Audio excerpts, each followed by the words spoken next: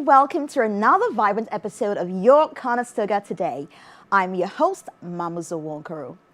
Your Conestoga Today is the heartbeat of campus life, bringing you stories that inspire, updates that keep you informed, and moments of connection that make Conestoga the incredible community it is. Whether you're a student, a staff member, or a local resident, this is your space to learn, laugh, and lean into the pulse of our shared experiences. Now, here's where you come in. We are on a mission to hit 10,000 followers and subscribers before the clock strikes midnight on New Year's Eve. Imagine being a part of a community that is big, connected, and supportive. So here is the plan. Subscribe to our YouTube channel, where all our amazing episodes live.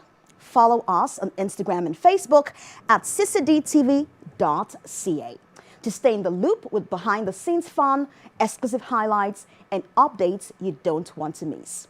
Together, we can make this happen, and we cannot do it without you. So let's start today, right now, in today's episode with energy, excitement, and that unstoppable Conestoga spirit. Later in the show, my co-host, Bruce de la Cruz, will be speaking with Kyle Christie, an esteemed Conestoga College faculty member and successful business owner with over 20 years of experience in the broadcasting and media production industry. This past year, he received the 2024 Aubrey Hanger Distinguished Teaching Award, Conestoga's highest teacher honor. So be sure to stick around for that stimulating conversation. But before then, let's take a look at the weather and traffic for today. And now to the weather report. Friday, November 2024, across the cities of Kitchener-Waterloo, Cambridge, Ingersoll, Stratford, Milton, Bradford, and Guelph. It's a clear indication that it's going to be cozy as temperatures hover around cool single digits with overcast skies dominating. The Tri-Cities here, Kitchener, Waterloo, as you can see, have temperatures range from 3 degrees Celsius to 5 degrees Celsius with mostly cloudy skies. To demonstrate that for you, as you can see right there. A light breeze from the north adds a crisp edge to the air, while precipitation chances are low. Keep a jacket handy just in case. Now to Ingersoll and Stratford.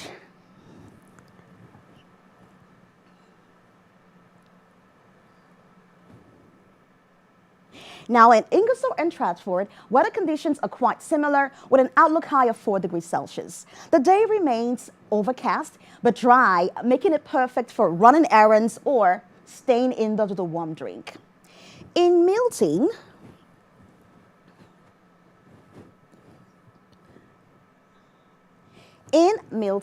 it's a marginally warmer day with highs reaching 6 degrees Celsius. The skies remain predominantly cloudy, but the weather should cooperate for any outdoor plans.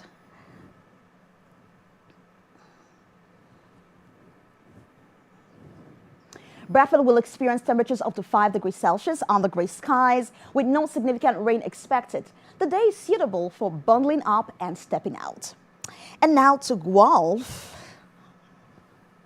In the city of Guelph, cooler temperatures of 2 degrees to 4 degrees dominate Guelph's forecast. The chill in the air complements the overcast sky, making it an ideal day for indoor activities. So you see, it is shaping up to be a chilly and mostly overcast day. Whether you're commuting or enjoying the weekend, do not go without your layers. It is better to layer up than layer down and let the chills freeze you into a popsicle of regrets. And now to the traffic report. Are the lanes congested or free? Here's the traffic roundup for today across our cities. Kitchener-Waterloo is looking, well, smooth and slow today. Highway 8 is moving well, but there is some congestion around King Street and Farewell Road. Perfect time to catch up on that podcast. Iron services are running too, so public transit might save you some hassle today.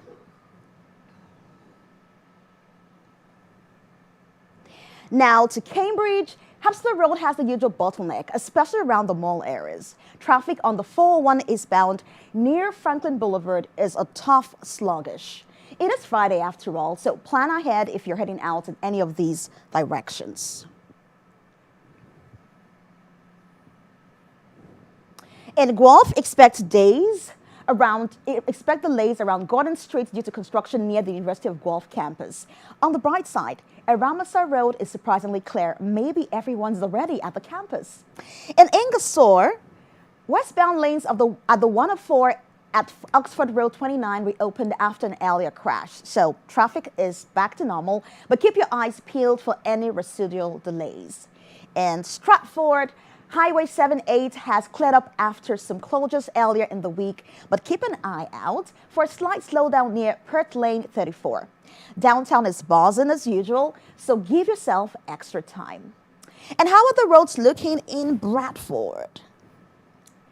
The usual commuter slowdowns on Wayne Christie Parkway and near Coburn Street are back.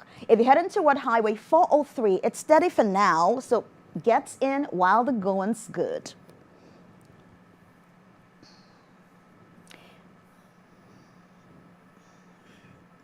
And now to Milton. Traffic on the 41 westbound is building up as you approach James Snow Parkway. Expect some slow-moving vehicles near the big retail hubs because, Friday is always a busy day. Now, my tip for you today is if you're stuck in traffic, remember a good playlist can make a traffic jam feel like a concert. May all your commutes today be as smooth as a freshly paved highway. For real-time updates, check out your favorite traffic apps and keep an ear out for live alerts. And that's all for weather and traffic. Now let's move to some campus news. Broadcasting graduates films TIFF red carpet events as global news video journalist. Conestoga Broadcasting alumni Shivanji Sharma was behind the camera covering Toronto International Film Festival 2024, recording and interviewing stars on the red carpet. The 2023 graduates of the Broadcasting Television and Independent Production Program filmed the Toronto International Film Festival in early September in her role as video journalist at Global News in Toronto. Sharma is part of Global's online video team, but has long been interested in entertainment, reporting, and asked her manager for a shot at covering TIFF. A camera shortage is not going to deter her or her lack of experience with entertainment reporting. Her pitch was simple. She would go with her phone, but if her producers didn't like it, they could pull the plug. She was simply looking for a chance. Equipped with just her phone and small microphone, Sharma did so well that her video was not only shared on the media outlets' online platforms, but also made it for broadcast. After that, she was covering 3 red carpets a day. It was like a dream come true, Sharma said. That spirit of being eager and willing to try anything serves Sharma well, starting as a broadcast student at Conestoga. While just in her second term, Sharma got herself a freelance gig at Global and continued working there throughout her studies and while doing her co-op placement in the final term. Various roles there include archiving and control room technician before being hired shortly after graduating as a video journalist. Her advice to students is to create connections by talking to people in the industry at any chance. Be open to try new things to build abilities and experience. And don't be afraid to ask. It's good to wait for opportunities, but sometimes you have to create your own opportunities. And sometimes you just have to make it happen, Sharma said. The taste of entertainment reporting has her thinking about a shift from breaking news, adding that she's open to exploring everything because she never knows what she's going to love next. Conestoga's Broadcasting Television and Independent Production Program teaches how to write, perform, shoot, and edit content in a variety of formats. Using industry-standard equipment and software, storytelling skills are enhanced through lighting, sound design, and post-production finishing. The 4th term of this innovative 2-year program is split between a field placement working in the broadcast and production industry and a final capstone project to integrate the skills learned throughout the program. Well done, Shivanji. We will be looking forward to your next appearance at TIFF.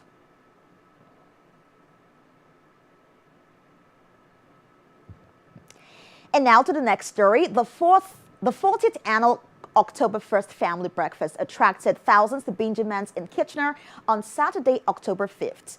The event featured over 40 students from Conestoga School of Hospitality and Culinary Arts cooking pancakes for the community. Admission was free with momentary donations from the Grand River Hospital Foundation or non-perishable food donations for the Food Bank of Waterloo Region encouraged upon entry. Det McCowan, executive chef of Conestoga student-run Bloom Restaurant, was on site to help lead the students through the morning. He talked about the great feelings about being a part of the annual event and the benefits of training students in a real-world setting.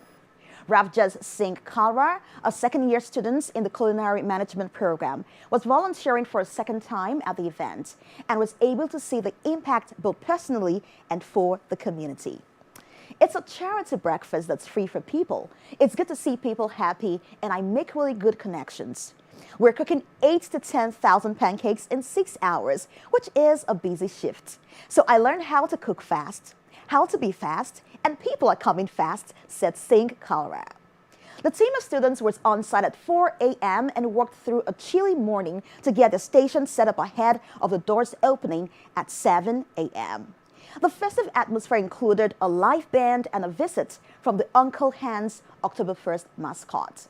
Donations collected support the Grand River Hospital Foundation's Grand River Kids programs and their unique services geared to the needs of babies, toddlers, and kids at Grand River Hospital. The community breakfast is part of the annual October 1st festival that has been running in Kitchener-Waterloo for over 50 years and celebrates community and the region's German heritage through a series of social, cultural, and charitable events. Named one of Canada's top 4 culinary schools in 2024 by University Magazine, Conestoga School of Hospitality and Culinary Arts is a leader in culinary and hospitality programming that prepares students for successful careers in Canada's tourism industry.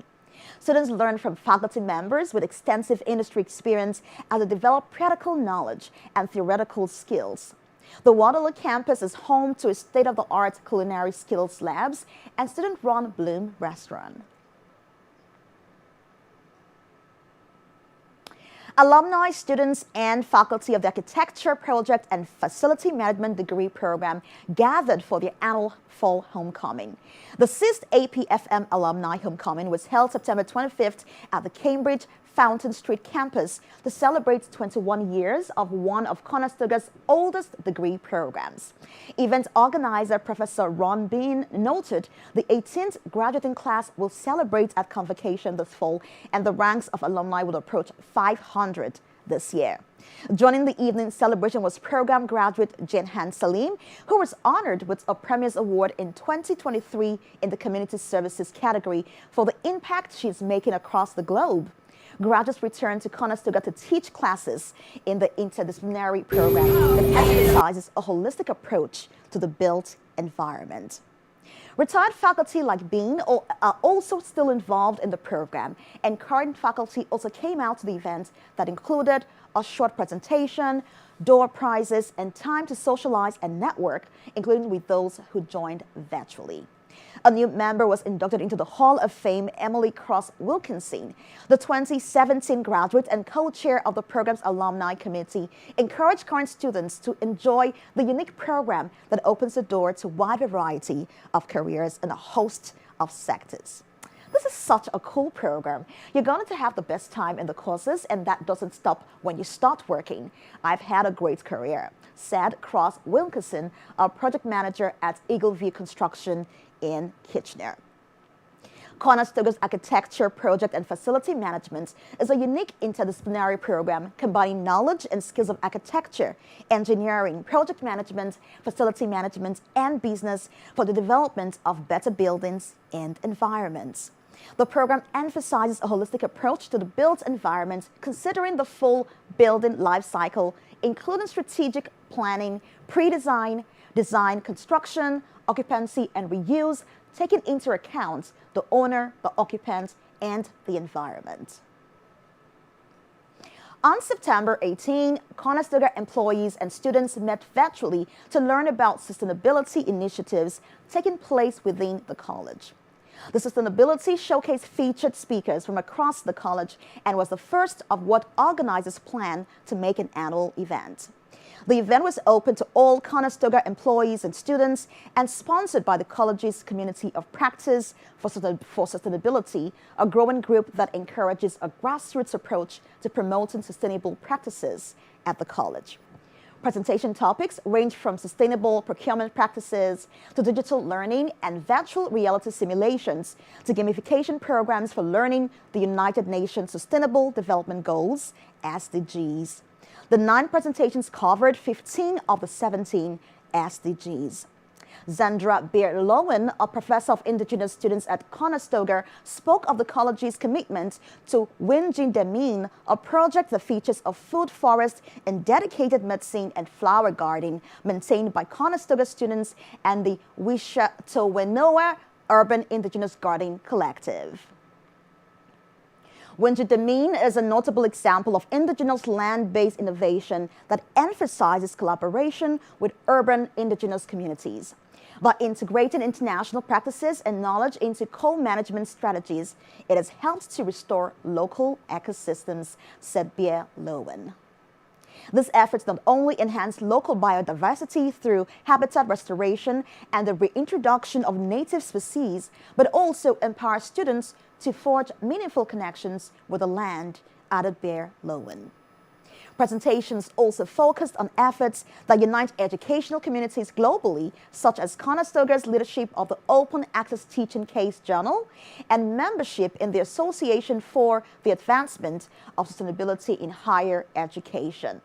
With a Conestoga email address, employees and students can access the breadth of resources available through AASHE. The COP for Sustainability is part of the college's broader efforts to highlight sustainability as a key strategic priority, which include the development of a sustainable action plan. Led by Medicine, the plan aims to position Conestoga as a leader by outlining strategies and actions to infuse sustainability principles into academic programs, research endeavors, operational procedures, and governance. The finalized plan is expected later this year. And that's all for campus news. Let's see what's happening locally this weekend. On Friday, November 22nd, Phil Klein's On Silent Nights will be happening in Cambridge. This modern twist on Caroline is held in more than 26 cities around the world. Cambridge is proud to have the largest attendance of all host cities around the world. All ages will enjoy walking through downtown Cambridge with thousands of participants as you interact and enjoy interactive light installations and live-led performances that will be along the route. The schedule of events include opening remarks at City Hall Civic Square at 6:50 p.m. and countdown to begin walk through downtown will start at 7 p.m. Please note, some lighting use may be disruptive to people who are sensitive to light. The music of Phil Klein will be played through speaker stations on the route. We welcome you to listen or play on your own devices too. You can download the music from the website. Now, turn yourself into a walking light display. We encourage participants to wear something that glows or lights up. For parking, downtown Cambridge will have lots of free parking near the event. Check out the public parking in Gong City Center map for parking options. For more information, please visit the City of Cambridge events page at cambridge.ca. And now to Bradford. The City of Bradford's Community Skate Exchange returns to help provide residents with gently used ice skates to enjoy more recreational fun this winter. The skate drive, in partnership with the Bradford Bulldogs, will offer a new location for attendees of Bradford Bulldog home games to donate gently used ice skates. The free community skate exchange program takes place at the Harmony Square main office, 89 Dulce Street, on various dates throughout the winter. Appointments outside of regular program hours can be booked by emailing harmonysquare@bradford.ca. A new drop-off location for gently used skates will be available during Bradford Bulldogs home games at the Bradford and District Civic Center, 79 Market Street South, throughout the 2024-2025 winter season. Attendees can donate their skates to the collection being located in the Bulldogs Ringside Lounge to support those in need.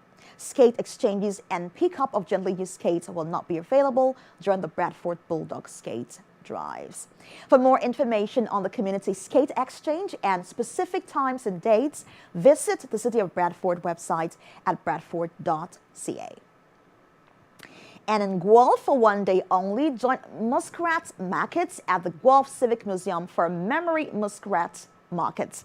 On November 23rd from 10 a.m. to 4 p.m., over 30 local markers and creatives will take over the Guelph Civic Museum just in time for holiday shopping. With a vast array of artisans, you will be sure to find something for everyone on your list. Enjoy free admission all day to the market and museum and enter to win a giveaway filled with local goodies. Shop small this holiday season and give the gifts of local. Muskrat Markets is a queer-run market and events organization in Guelph that aims to host events that are accessible and welcoming for all. Follow Muskrat Markets on Instagram and Facebook at Muskrat Markets for vendor information and to stay up to date on upcoming events. Before we move to Community Wings, we have one very special event from CSI that we would like to tell you about. Conestoga, you made it. It's time to celebrate. Join CSI at Maxwell's Concerts and Events in Waterloo for our semester end celebration, complete with food, photo booths, beautiful decor, a DJ spinning all your favorite songs, and some surprises along the way. Dress in your favorite Gatsby or Flapper outfit and step into the roaring 20s. To book your spot, visit conestogastudents.com. Now, let's take a look at some Conestoga staff and students who have made headlines lately in our community wings. Conestoga School of Business received recognition at the Pioneer Awards, celebrating innovation and achievement in global education. This was the first time the college submitted nominations to the international competition hosted by the UK-based organization PI, a leading voice in the international sector, and Conestoga was the only Canadian institution that received recognition when the awards were announced at a gala held in London on September 13.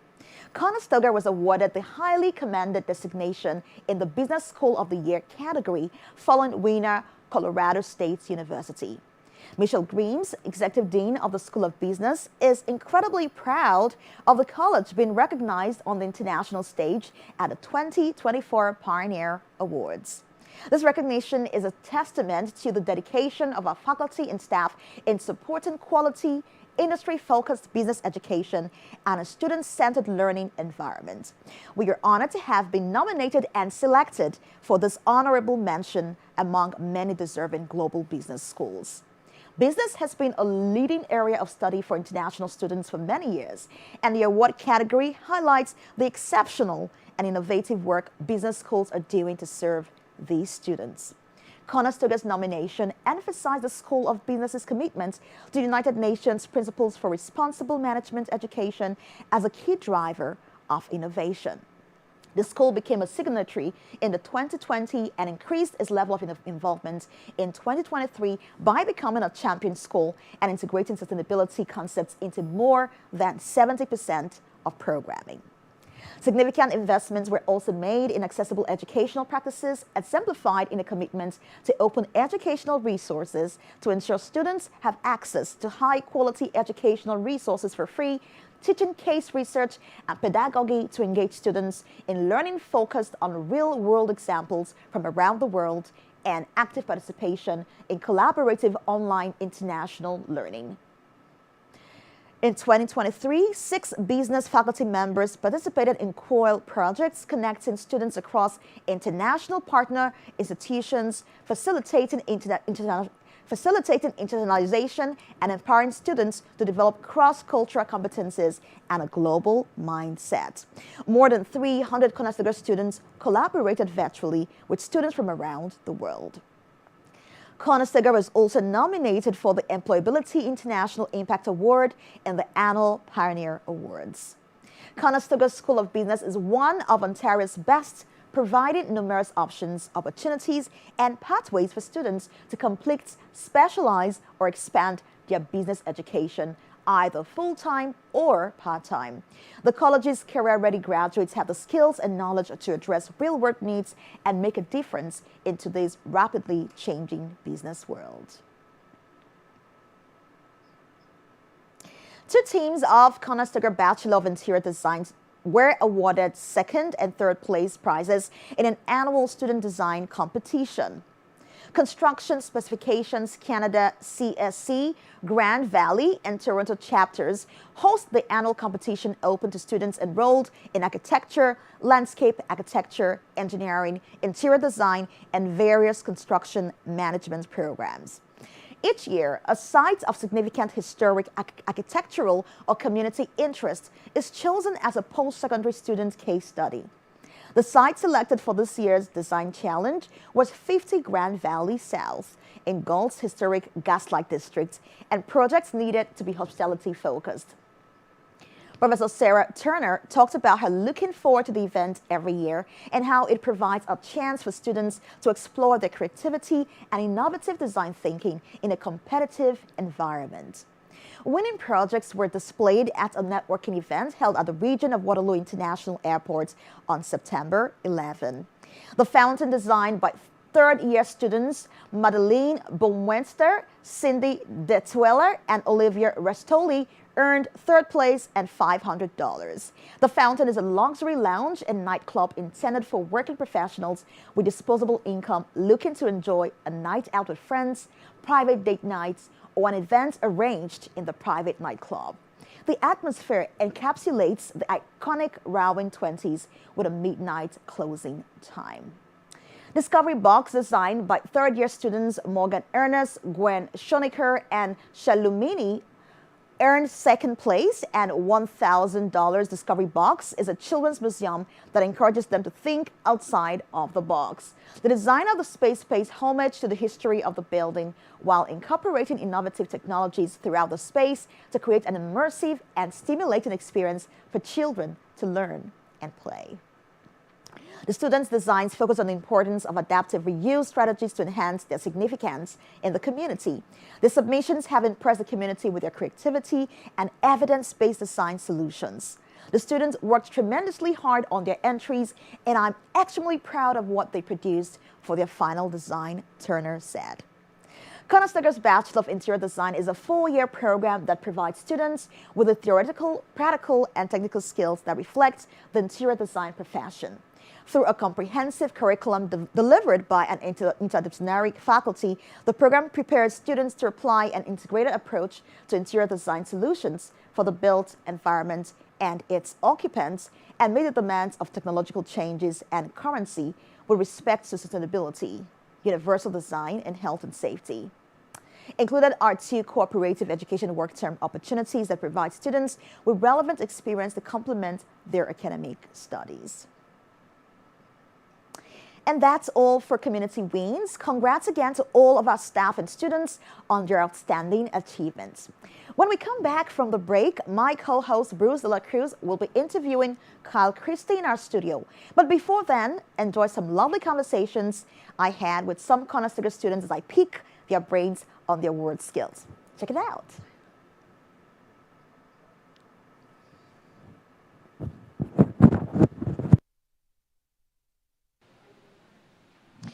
My curious mind wants to know how many words can be gotten from the word Conestoga.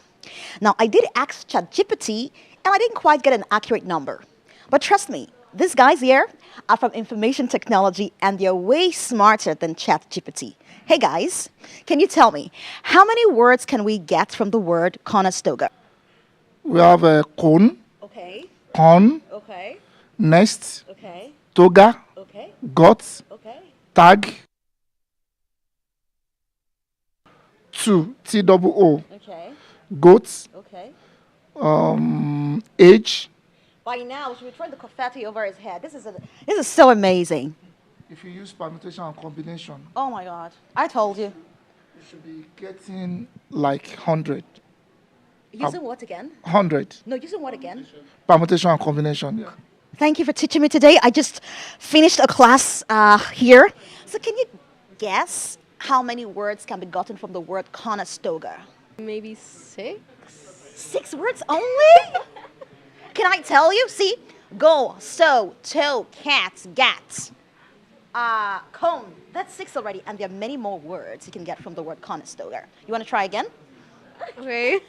Okay, I'm gonna go 10. Okay. But not even close. What about you? Oh no, I'm 50. 15 words No, only? 50 words. Yes. Do you know, silver? Okay, no, you're not the one with the highest. I have someone who said 75. So we're coming up, and that's a good try. Okay. Can I ask you too? 20? No way. Conestoga. Can you mention at least 10 words from the word Conestoga? Go. Okay. On. Cat. Cone. Okay. You want to help her out? Can I spell it out in here so I can see it? For sure. Okay. Net. 10. Cone. Get. Sat. Set. Not. Okay. Notes, coats, coasts, oats, and the list is endless. So people, it was great talking to you. So you tell me, how many words can be gotten from the word Conestoga? I know you're smarter than ChatGPT, so at least come close. I'm not revealing the answer today. Watch out for the next episode of Streeters with Mama Zawonkaro. Until then, have a great weekend. Good luck today. Thanks, man. How I'm loving life these days.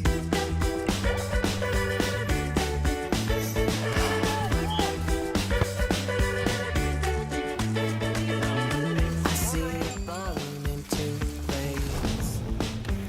It's coming together. I don't even need to chase it. You see it written on my face. It's the right time, right place. How I'm loving life these days.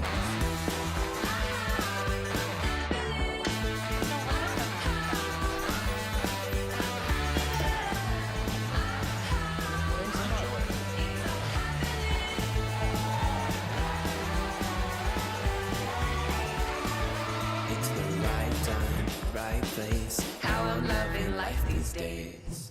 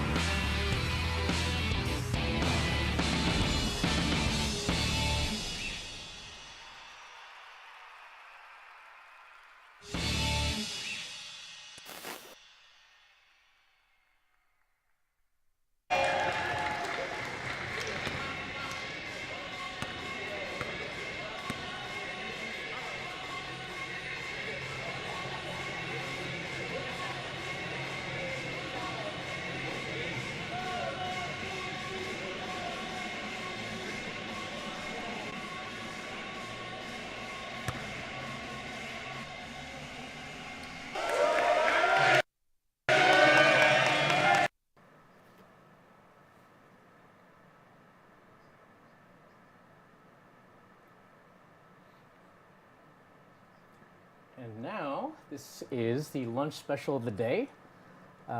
So basically, Chartwells, they do a great job. We're looking at the suits right now. Let's see what they have. The pictures always look great. It's always a good sign when they have good pictures. I think we have for today is chicken noodle, I believe. And then over at the chef's table, we have some barbecue riblet on pretzel bagel with orzo broccoli cheese salad, which sounds really good. I think that was $8.99 I saw. And just from those pictures, my mouth is already watering. So definitely head on over for lunch for the steal. And we've got some snacks, Lay's, the classics, Doritos, very triangular shaped. I like my triangles. And yeah, thank you for lunch special of the day. And this is Bruce de la Cruz for YCT. And I'm here with my former professor, Kyle Christie. Kyle, how are you doing? I'm great, Bruce. I love this. I love CCD TV. The lunch specials. I just love what what this team is doing here. It's so great. We do our best. I can't take all the credits. Everyone in the control room behind the cameras right now, we came together to make it work. So your praise is very appreciated. Thank you again, Kyle. Well, it is great. So I've spent many years in television, and to see that this small team is pulling this off here every day, it's pretty amazing. And I've been at the college for many years, and we are so lucky to have this. This is just, I love it. This is great. And I love being a part of it. Yeah, for sure. And so like I mentioned before, you were my professor back in 2020, but I don't really know you outside of class. And so I just want to give you the floor. Just, what's your story, Kyle? Just tell us. Oh gosh, what's my story? Okay. Yeah. Did you grow up in KW or? Yeah, I'm from Brantford. From Brantford, okay. Yeah, I'm from Brantford, and when I started my career, I was ready for a big adventure and thought maybe I would go somewhere really far away. I was up for anything, and with my luck, only 40 minutes away, the first TV station to reach out was in Kitchener. So I see. I've been in the area for the majority of my career. Worked in Toronto, but commuted from the region as well. Very nice. And when you were growing up in Brantford, when did you know that you wanted to be in television and broadcasting? So I have a very, very vivid memory of that exact moment, which is strange. But I remember my age because I remember the house I was in and where I was standing, and I was about 5 or 6 years old. And we had this TV in the basement, and we were watching the Muppets. The Muppets. Yes, we were watching the Muppets. And I remember thinking to myself, how did they get in there? How did people get in there? I just thought it was the coolest thing. There was all this excitement happening. And I even remember so vividly going behind the television and looking through, it was the tube TVs, right? Right. And I looked in the grates, like the plastic grates in the back, and at the lights shining. And I can even, as I tell that story, remember the smell of burning plastic on the back of the TV as I was just trying to figure out how this all worked. And so it is that very vivid memory that really started out on this adventure that led to many different forms of video production, television over the years. All right. And so during high school, did you have to take any courses to prepare you for college or university? Yeah, so when I was in high school, anything they had to do with media, I was doing, but there wasn't a lot. I see. This was the early 90s. So there wasn't a lot there. There was a girl in my grade who had a video camera because they were relatively rare. Right. And she let me borrow it for months. And so I had this video camera, and I went around and I documented all the different events that were happening at school. And then I would have 2 VHS recorders at home, and I would create videos from one to the other. I would do graduation videos from my sisters. I was just always shooting and creating storytelling. That was just where my passion was. I see. And that was my hobby. Yeah. Yeah. And I don't mean to make you feel old, Kyle. It's fine. Can you just explain what a VHS player is, just in case if no one knows? Come on.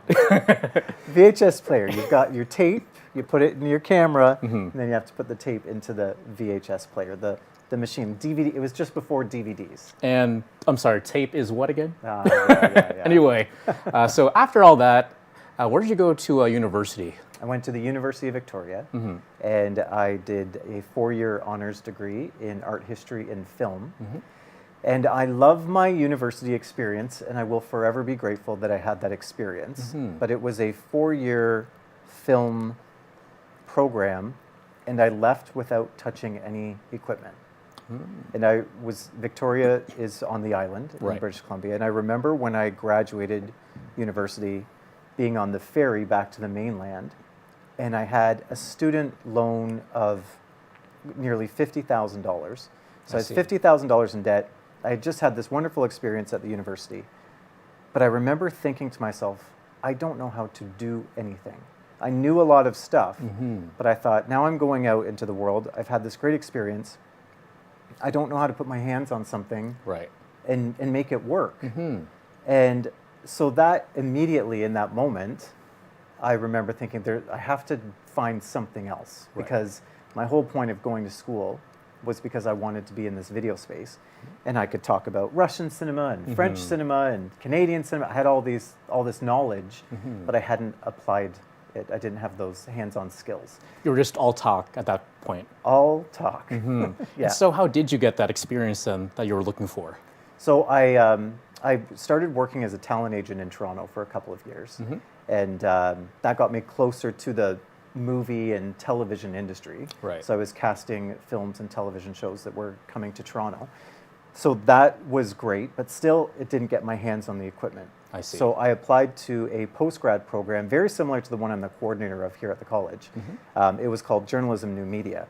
It was 1 year, 8 months, and as soon as you went in, you put your hands on the camera, and I started to edit together footage, everything that I'd been doing for years on my own. Yeah. And in just 8 months, I knew how to shoot, edit, report, anchor the news, and that was just, I found my footing and started to make a career out of that. I see. And so after that, I believe you started at CTV. Do you want to talk about that a little bit? Yeah, so that was a great experience. Yeah. And I graduated in April, and I got the job at CTV in April as well. 2004, I believe, right? 2004. Yes. I think. Yes, 2004. According to LinkedIn, at least. Good job. Thank Good you. job, Bruce. Yeah, so I started working there. I sent out 75 DVDs.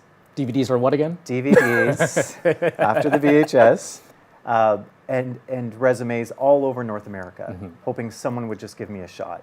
And then the first two places that got back to me, and we're looking at some of the footage here. The first two places that got back to me were Halifax and Kitchener. And Kitchener being so close to home, I grew up watching CKCO News, CTV Kitchener.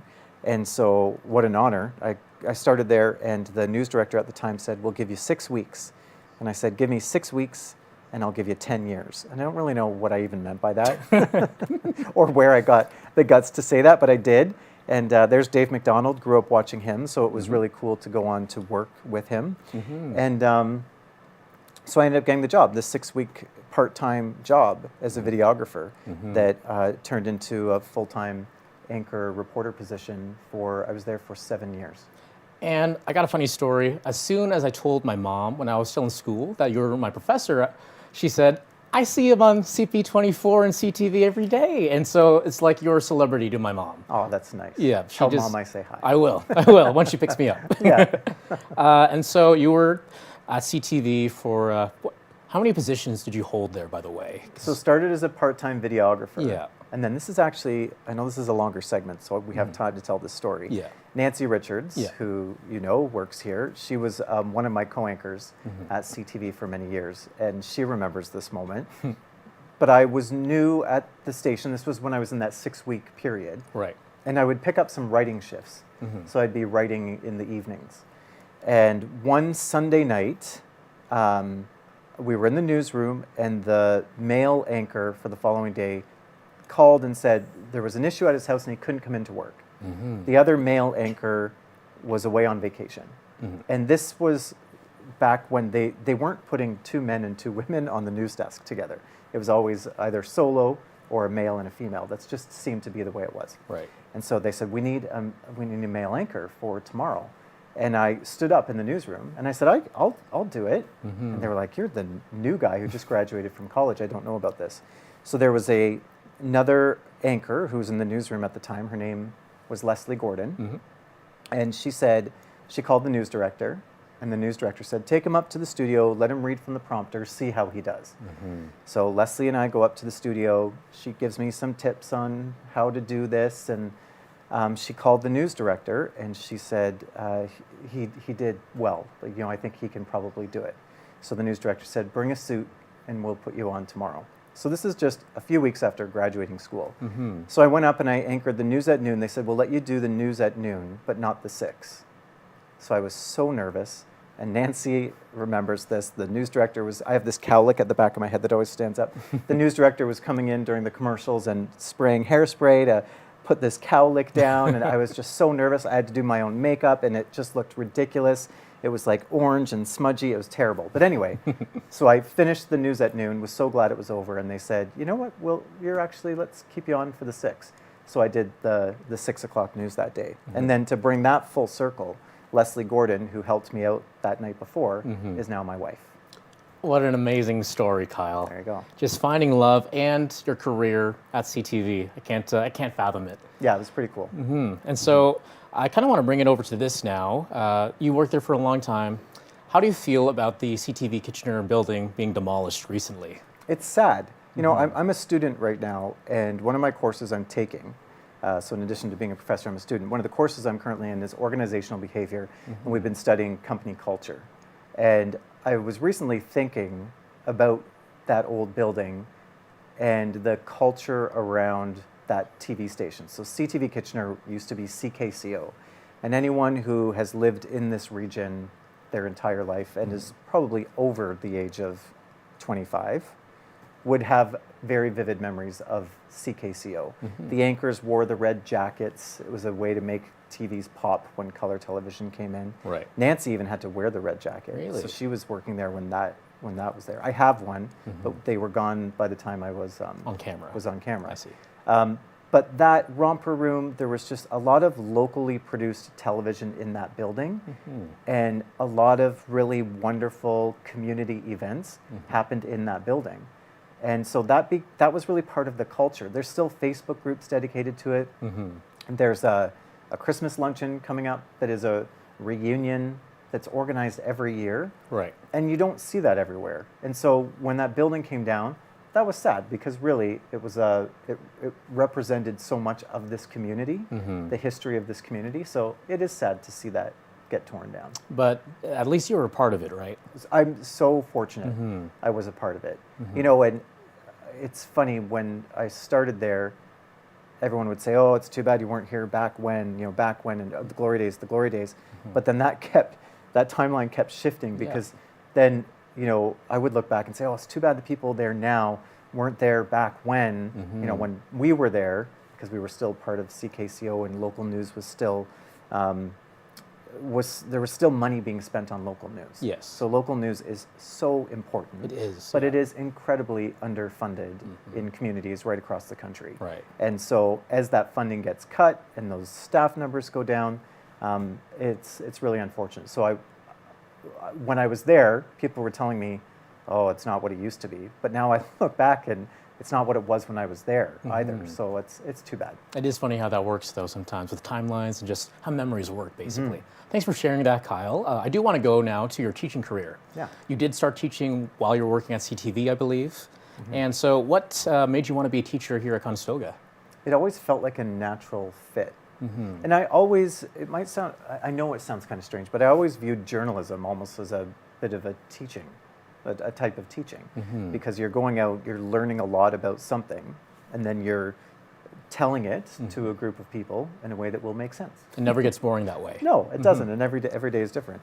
And it just felt like a natural fit. And one day I was in the CTV newsroom getting ready for my 6 o'clock newscast, and Paul Francis Cuddy, our director, was at the seat next to me. And Steve Parr, who recently retired from here, he sent Paul a message and said, we're looking for someone to teach. And Paul said to me, I think you'd be a good teacher over at Conestoga. I'm going to connect you. And so I took on one course, 2 courses, and I really enjoyed it. But then it was too much doing both, being full-time on air and coming in here a couple times a week. Right. So I left it and said, if anything full-time at the college ever comes up, and I could reverse that, where I was here full-time and then still had my my foot in journalism, that would be ideal. And a couple years later, that's what happened. The full-time job opened up here, and CTV, I was in Toronto at the time, anchoring CP24, they said they wanted to keep me on to do just the late night news. So I would teach during the day, and then I would go to Toronto I would anchor from 10 to 11:30 every day. Worked out perfectly, It was. sounds, yeah. It was great. And so you went from part-time to recently winning the 2024 Aubrey Haggard Distinguished Teaching Award. Do you want to talk about that, Kyle? I'm really impressed, and I just want to say congrats again. I don't think I was able to say congrats yet in person. Thanks. Yeah. That was, I said it that day in my speech. That's my Academy Award. That is the greatest professional honor I will probably ever receive in my career. I've been very fortunate with some reporting and getting some awards and recognition over the years for that. But that is just huge. And I couldn't believe that I received that. But I don't even know what to say about it. Sheena Snively is the one who nominated me. She's teaches in several programs here. And it really, I don't know. I've never had any other experience like it. It really made me think about everything, how I was as a teacher and how I wanted to be, and the fact that I needed to live up to that award. Yeah. So I'm always thinking about that, making sure I'm doing everything that the award represents. I see. How am I showing up as a professor? How am I helping my students succeed? Right. So just reinforce that. And just to go off of that, actually, I did pull a quote from the Campus News article that was done on you about the award. I'm just going to read it out if you don't mind. Kyle Christie sets a high standard for his students and makes himself available for countless hours of mentorship. The courses he teaches are sought after due to his reputation as an approachable instructor who draws upon vast industry knowledge to train job-ready students who are confident and prepared to make an immediate impact.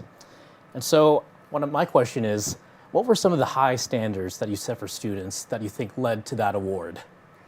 That's a great question. I think that what I try to do with my students is I always think about 100%. So when you leave school in a creative industry and you have clients, 95%, I know this sounds really awful, but stay with me. 95% still means 5% is wrong. So if I hire you to create something for me, it actually can't be 95% if I'm paying you to create that. It needs to be 100%. So one of the things that I have done in the program, in the courses that I teach, is I have a lot of one-on-one mentorship opportunities. Many of them are mandatory. I don't know if you remember this from when I taught you, if I had one in that course or not. So I'll give you an example. Sure. There's a video that is due at the end of the semester. And it's a brand trailer that's basically a demo of portfolio that every student has to put on the front page of their website. It should be on their LinkedIn. It should be front and center, and it just says to the world, this is who I am, and these are my skills, and this is what I do. And it demonstrates how they're able to shoot, how they're able to edit high-quality content. Right. So I could just make that the assignment. They've learned how to do all that. I could just make that the assignment. They could hand it in. But instead, what we do is there's one due date where there is a one-on-one, where I comb through it, and I say, if I were to grade this today, this is what you would get. 83%. Amazing grade. Good job. Awesome. But I want you to get as close to 100 because I want people to look at this and say, I want to hire that person. So I'm not going to trick you and just tell you what's wrong after the fact. Yeah. Instead, I'm going to sit there with you and I'm going to tell you what you can now change to get as close to 100 as possible. Yeah. So now they have a full week to go away. Sometimes they need to reshoot. Sometimes it's just making some changes to edit. Right. Sometimes they need to grab some more B-roll, whatever it is. But I'm trying to get them as close to 100% so they can get a job. Because that is the only thing I care about, is that our students are able to get a job after they graduate from these programs. And I think that way of doing it is actually pretty close to real life. You do have first drafts that you show to your clients. So I think that's a really excellent way of doing that, Kyle. Yeah, absolutely. Yeah, I never want it to be a trick. Yes. Right? Right. And I can see again why you won the award. But before we end the interview, I do want to ask a few more things, especially how you're not only you haven't just worked for CTV, for Conestoga, you're a very busy guy. You also own, or one of the owners of Cedar House Now. Right. Yeah, can you talk about that for a little bit as well? Yeah, so Cedar House Now is a real estate marketing agency that, like all great things that come to fruition, was born out of me seeing the need for it. So about 14 years ago, my wife and I were buying a house, and at the time I was in the news still, and I'm a pretty positive person.